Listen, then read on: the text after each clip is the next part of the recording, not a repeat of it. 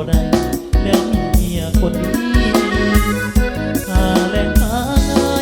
เฝ้ากับไอ้มีแต่ความดีอย่าปวดไว้นวดคอยย้อนว่าความดีไอ้ลืมบ่ได้ไอ้นั้นน้อง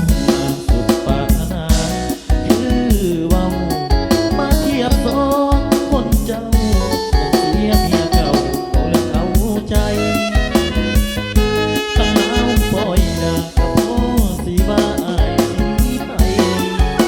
แต่นี่ดาวดีเดือนหายพาเลี้ยงทางอายดาวเบิกเล่า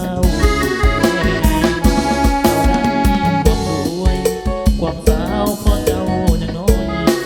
มาเทียบกันเมียคอยนั้นห่างกันหลา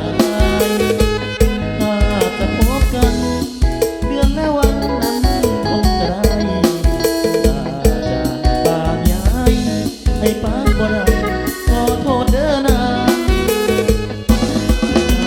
ดอกแต่อายบอกให้นางนับผู้จังใดอายก็จิวขอสู้กับเมียแสนแพง เจ้าดอกบ่ได้วันหลอกเจ้าเด้อแก้มแดงสิป้าเมียเป็นแดงให้ป้าเมียแพงบ่ได้เด้อนาง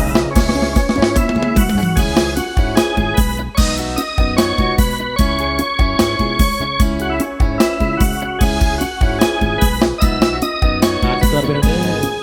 เกี่ยวกันในเด้อเกี่ยวซ้ายเกี่ยวขวา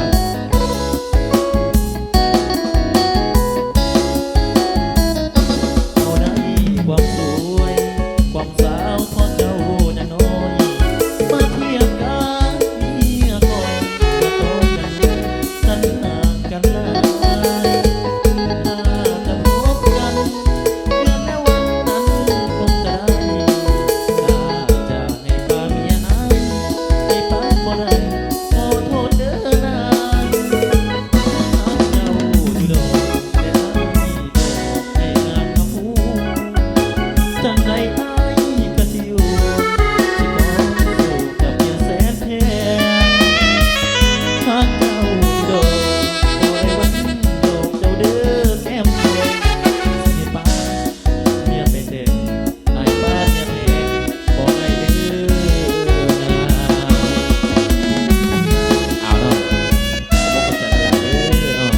กับภาพเนาะเจ้าของวันเกิดวันนี้ผมก็ตีกันใครเนาะได้มาขับไส้เสื้อเยอะ